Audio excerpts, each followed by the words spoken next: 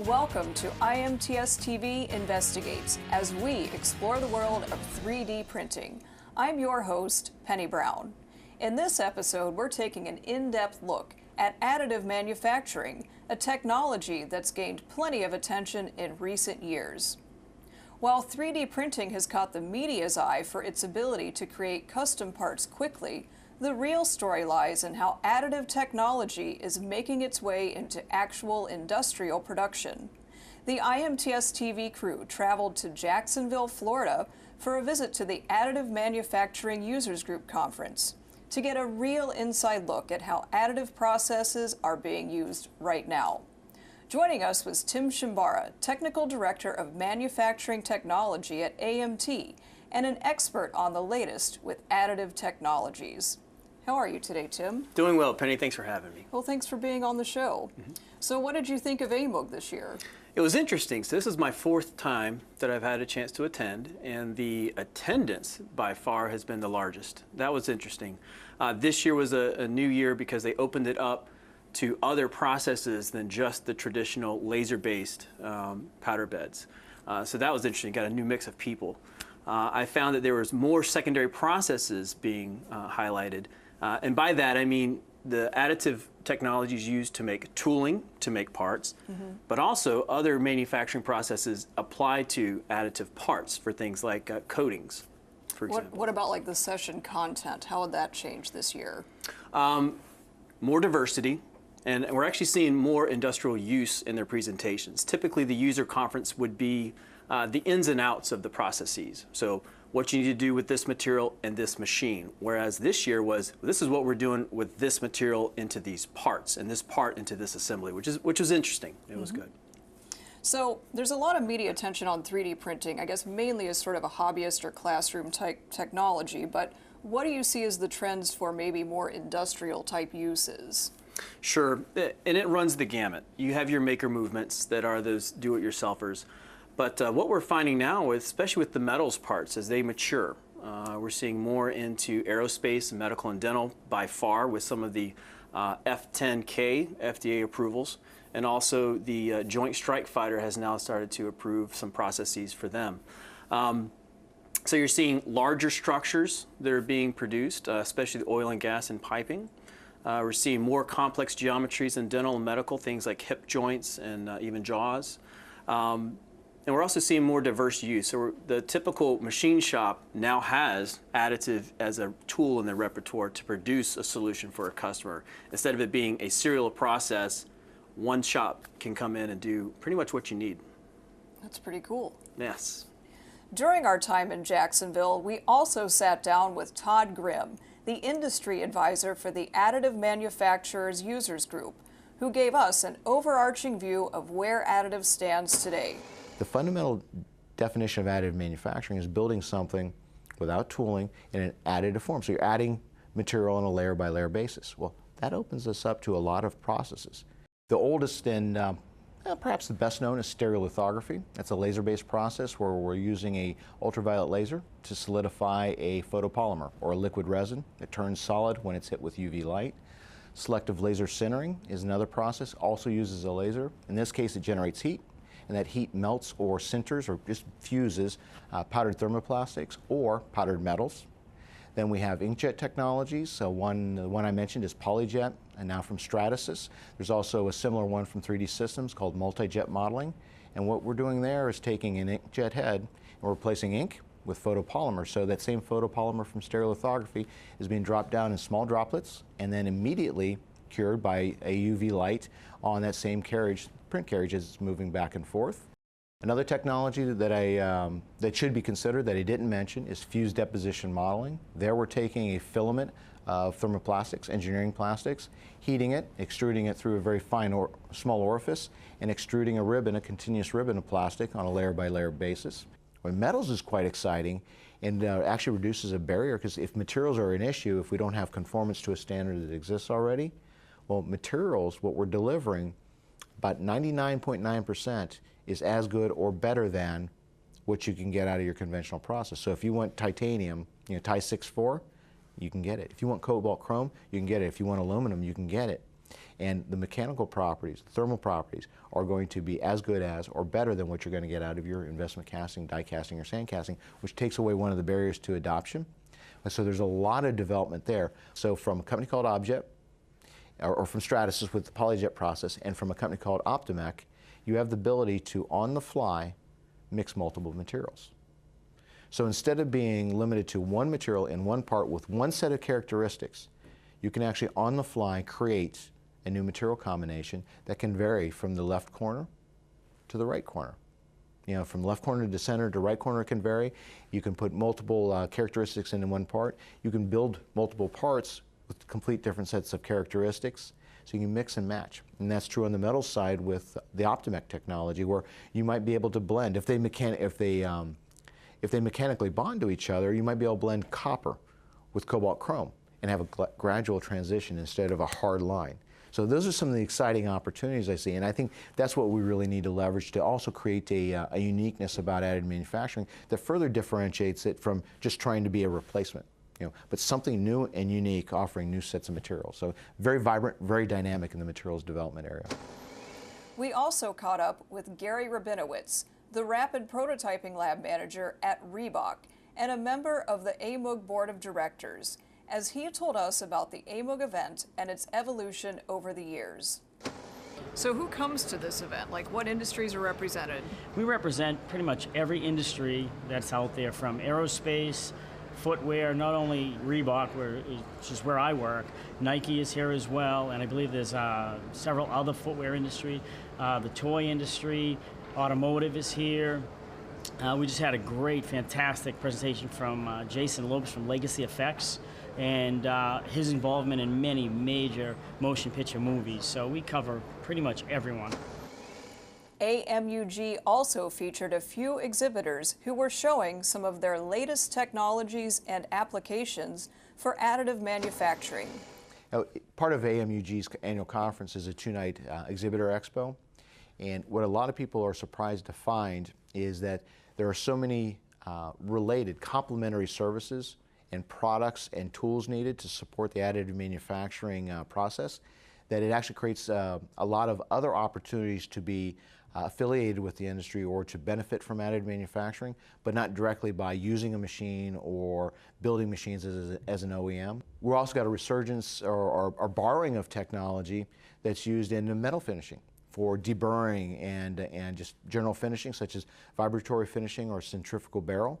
Well, that's now being used by one of the vendors to finish plastic parts.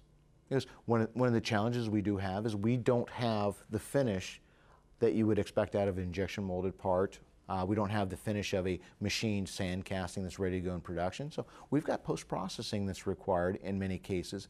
And to take that part to the quality level that's demanded creates a lot of other opportunities for businesses in services, to service the additive manufacturing industry, for companies to make equipment to service it, even part cleaning equipment. A company called Ramco has part finishing machines dedicated to additive manufacturing to remove resins after the process. So there's a lot of ways to benefit or leverage additive manufacturing without being directly involved even. In addition to production machines themselves, a whole crop of secondary industries are finding a home within additive. So Tim, what are you seeing as far as some of these kind of secondary type processes around additive, such as like metrology and software? What kind of trends do you see there?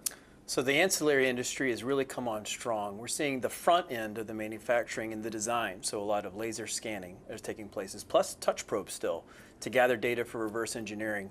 But the metrology folks have really come on as of late. There's been an instance where quality has been questioned because we've changed processes. So how can you quickly, if you're going to manufacture quickly, how are you going to also quickly qualify it? So a lot of vision systems, laser-based, have been used, but now they're trying to link that information back into the process itself for in situ monitoring of the manufacturing process. I also saw some things around like finishing as well. What kind of trends are happening there? So the typical media is used for media blasting, the sand, glass pellets. While that's still there, they're starting to increase a little bit of penetrance into that media, which is allowing either a glossier finish or even some multifunctionality depending on what media is added to that. All right. Let's also take a look at a few of those secondary companies who are finding a whole new line of business within additive manufacturing. Well, after a full day at AMUG, I know that polymers are plastics and stuff like that. But what Rick is telling me is that X1 actually prints in metal. This is the real deal. Rick, what are the different types of metals that you guys are able to produce? Primarily, we can print stainless steel, 420, 316, bronze, copper. We have a number of new materials that we're working on, such as titanium, aluminum, magnesium, as well as both oxide and not oxide ceramics. So we have a number of new materials that we're working on. So additive manufacturing or 3D printing is prevalent in every industry you can imagine. You see a lot of the medical field, you see a lot of automotive, and specifically consumer goods and electronics, you'll see a heavy dose of what we call 3D printing or additive manufacturing. So where's the future going? What industries are really blowing it up and they're going to be using additive in the next 5-10 years? So you're seeing a lot of entertainment because we have such high resolution products, so you're going to see that come in the next few years. What we really see is just high development within the consumer goods, consumer electronics. We see the growth of that happening because, as you know, a lot of companies coming out with new products all the time, so they want to be on the cutting edge of innovation, and 3D printing has helped them get there. Well, we're not printing in metal, we're actually casting in metal. So the investment casting process is taking a pattern that's been infused with wax, building a shell material around it, then you melt the wax out, leaving the vacant cavity, and you pour metal into it. So it's the oldest casting process in the world. And how does casting in a foundry fit into the additive manufacturing world? Well, it fits in really good because when we're talking about prototyping and additive manufacturing, we're using the additive manufacturing process in an old school form to cast parts that fit, form, and function right along with its production counterparts. In many cases, we're not going to see the production on these parts, but the upside is if the part needs to be destructive tested, fit, machined, and ready to roll, it only has to be certified once because it is a cast process, it's a proven process, and it can go on to a die cast or a forging or a sand cast and still meet the mechanical properties that you're expecting to go or use in the process. This is a Steinbeckler 3D scanner. What it does is it'll take a single shot, then auto-rotate the table, and take another shot, and what that does is stitch together. We have a 20 micron accuracy on the scanner itself. What that'll output is a point cloud file that we then bring into a secondary program, and then we recreate it to an accuracy level that you guys determine. And then we create our solid CAD data. This is the front end. This is the working horse of a transfer case. This is a shifting mechanism we demonstrated. This is a fully functioning, fully articulate AM component. It produces all of the technologies. We have SLS, SLA, FDM, as well as some traditional off-the-shelf production components. So we do use full production ball bearings, as well as full production shaft seals and snap rings to make sure we get the fluidity you would expect to see out of a real production component. So much of what's been talked about by the government lately, the president and other people, is 3D printing. Mostly in plastics. But the latest technology really is printing in metal, where we have these new technologies where if you can imagine the toner in your laser printer being metal instead of being plastic or powder, so that we can make devices, medical devices, hand tools, and it comes right out of the machine without machining. That's pretty amazing. So you mentioned short-run manufacturing. What's that? Well, when you look at manufacturing in America, so many people who want to do prototypes, the biggest problem they face is not getting somebody to support them making 3,000 or 10,000 pieces. But when they want to get 10 pieces or 50 pieces or 500 pieces, it's always a niche that nobody pays attention to. We built our company based on offering traditional manufacturing processes, silicone molding, injection molding, sheet metal, machining, but they can get 2, 10, or 100 in 2 weeks or less, which is really not a traditional way to order or buy parts. And that's what 3D printing and additive manufacturing is all about, is saving Correct. people time. Saving them time to evaluate new products, and with a lot of the new technologies like printed metal called direct metal laser sintering, or DMLS, you literally can now get metal parts, not just plastic parts, in a printed version. Accurate to as good as any machine part. Pete, can you tell us one of the coolest developments you've seen as far as additive manufacturing goes? The coolest thing to me is the manufacturing. We are watching additive manufacturing, 3D printing processes take their place as legitimate, mature choices for end-use production. We're seeing end-use parts here, tooling, production components. So don't just take it from me, but additive manufacturing is blowing up the spot. Even the experts agree. In addition to a growing range of materials, additive processes also allow for a level of design complexity never before seen. So Tim, let's get back to the materials a little bit. Originally it seemed like additive was more focused on like resins and plastics, but now it's moving into metals. What kind of trends are happening in materials? So you're seeing an increased use of titanium, especially the alloys of titanium and aluminum and vanadium. There's increased use of cobalt chromium and also some nickel. What's interesting are some of the higher series of aluminum that have started to come in, which is very advantageous in the aerospace industry. Very hard to process though, but people are starting to understand it more. So as far as processing, I'm guessing from sort of a traditional manufacturing standpoint, are you even, I mean, what can you do with that kind of material versus additive? I mean, is additive a big advantage for that? Strictly in the design space, the material cost, especially titanium and powder, per volume are still very high.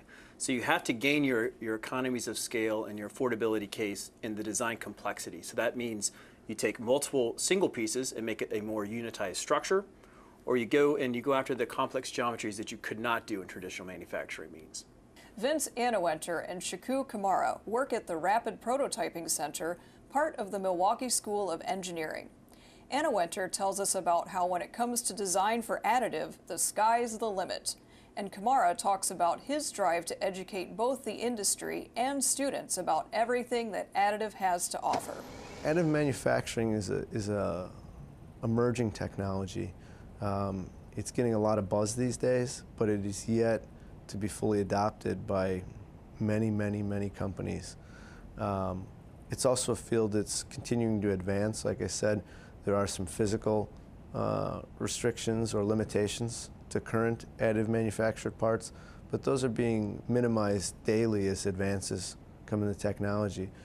I think a lot of traditional manufacturers can look at additive manufacturing in the space it plays, or direct manufacturing. If you look at certain volumes, you know, whether it be limited quantity, shields, guards, brackets, things of that nature, any time where the tooling, the capital cost is a significant portion of your piece part pricing, you'd probably want to take a look and see if additive manufacturing makes sense.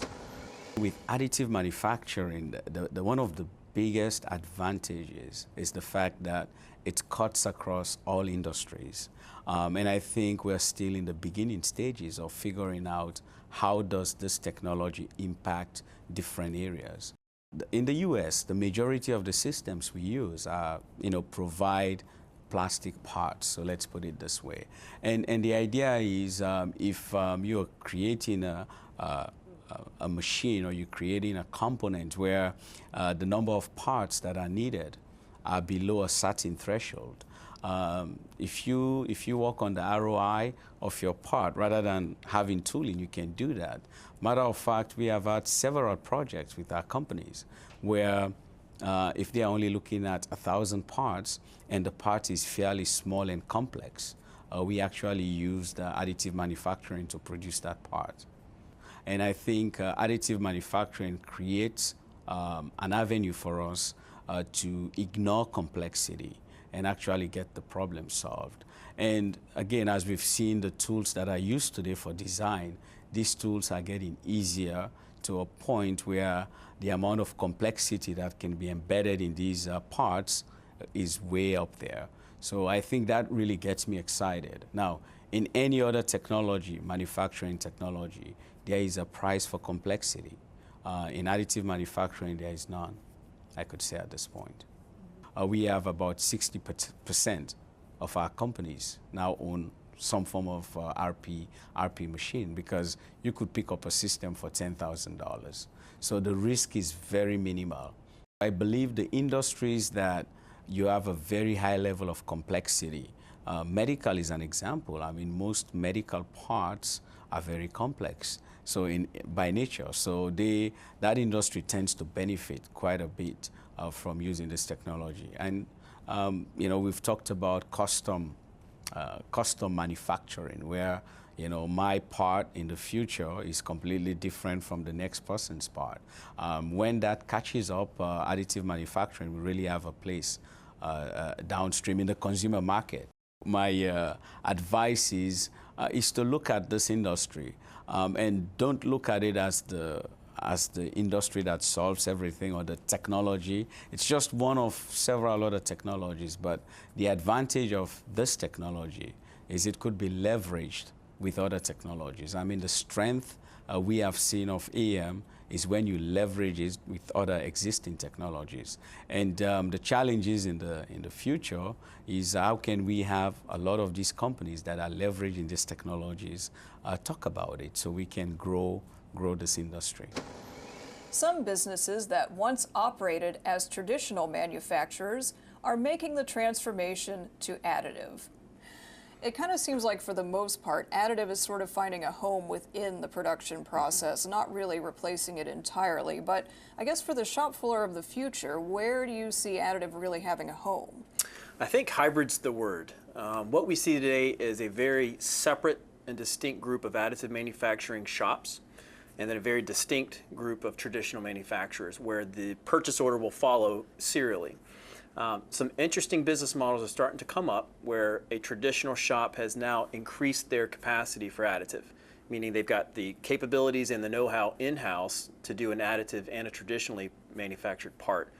I think that's going to be a little bit of the future and a more localized presence of those hybrid shops across the U.S. Yeah, one of the more interesting stories we heard there, I think, was Stratasys is actually making parts for their own machines. So kind of moving toward that almost self-replicating factory. Yeah, we've, in our traditional manufacturing, the Mazeks of the world kind of have done that very well. Proven their machines such that they build their machines with their machines. Stratasys is doing the same thing. There's a great example of what Stratasys is doing is showing the industrial capacity and strength of additive, not just for parts, but in-use parts in machines that make parts. Yeah, it's a really fascinating story. It's just, can't wait to see where it's going to go. So Tim, just to wrap up here, I understand you have a role within the National Additive Manufacturing Innovation Institute, otherwise known as NAMI. So kind of tell us, where is the industry now and where do you see it going? Sure, so NAMI's in a pretty exciting point. They just released their first project round of awards. 7 were awarded. And so we have a mix of both polymer and metal work, some processing, and some advancements towards application acceptance, which is really good. That is coupled with the new certificate coming out, I think, to be introduced at Rapid. So from a macro scale, I think all the elements are starting to come together. There's a lot of work that had to be laid first, and it has been laid and laid well for NAMI. And now we're going to get into the grunt of doing the R&D and getting some additive production out into the industry. What is this certificate that they're offering? So this is a coordinated effort between NAMI, SME, Milwaukee School of Engineering. It will allow a shop floor person all the way up to a business decision personnel to understand additive, to understand what questions to ask, what is relevant, what is not, and guide them towards a more educated question to know what do they need in their shop. Where do you see this industry going in, like, say, 10 years? Democratization is a pretty big word these days. So I see that the manufacturing capacity will start to get down to more local levels. I think the software packages will become more user-friendly, less engineering required to build a design and then produce a part. And I see a lot more industries cross-pollinating. I think the advancements in aerospace and medical and dental will work its way into the toy, into the piping and oil and gas and transportation that we'll see across-the-board advancements. Tim, thank you so much for your knowledge and your time. It was really great having you on the show. Thanks for having me, Penny. So what did we learn about additive manufacturing? For one, it isn't just for hobbyists, and it isn't just for making prototypes. It's finding a real place as a production technology, offering a level of customization and design that was never possible before. I believe there's 4 keys to an ideal application for additive manufacturing in a production application, and that is a low volume production. If you're looking at anything over 5,000 units a year, you're probably not going to have a good application. So between 1 and 5,000, okay, that's kind of our sweet spot. You want to combine that with high complexity. If the parts has something about it or the product that makes it costly, time-consuming to manufacture through your current processes, that makes it an ideal candidate to look at additive manufacturing. So low volume, high complexity. Other elements of the ideal application are the flexibility, and when you can leverage the flexibility, that's in terms of the design itself, to leverage the ability to do very complicated things without costing you additional time or money, but also flexibility in the production schedule. The ability to build different batches every day or to mix different batches every other day, rather than being locked down to a process that once you've dialed in and set it up, you want to keep running it until the complete order is done. And then and only then do you want to tear it down for plant efficiency.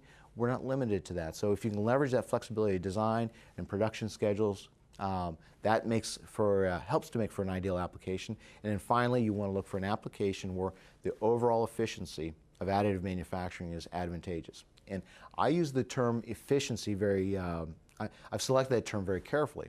A lot of people talk about speed. I believe that speed is not a major benefit of additive manufacturing, because it's what you do with speed that actually has a benefit for an organization or an individual. And a better and more encompassing term is efficiency. So what I'm saying is, yes, you're not only completing a process faster, but you're doing it with far fewer steps and less direct effort on the operator of the machine, the engineer's time, whoever's involved with producing the part. It's less demanding of their time. So low volume, high complexity, flexibility, and efficiency. Those are the 4 fundamental things. If you've got 2 or 3 of those 4, you've probably got a good application. If you got 4 out of 4, you definitely have a good application. 1 out of 4, it might be a good application for additive manufacturing, but a little tougher to justify. Additive processes are changing the face of manufacturing technology, and its presence is growing on shop floors around the world. Look for it at a factory near you. That's going to do it for this episode of IMTSTV Investigates. Thanks for coming with us to explore the world of 3D printing. This has been Penny Brown with IMTSTV, powered by AMT.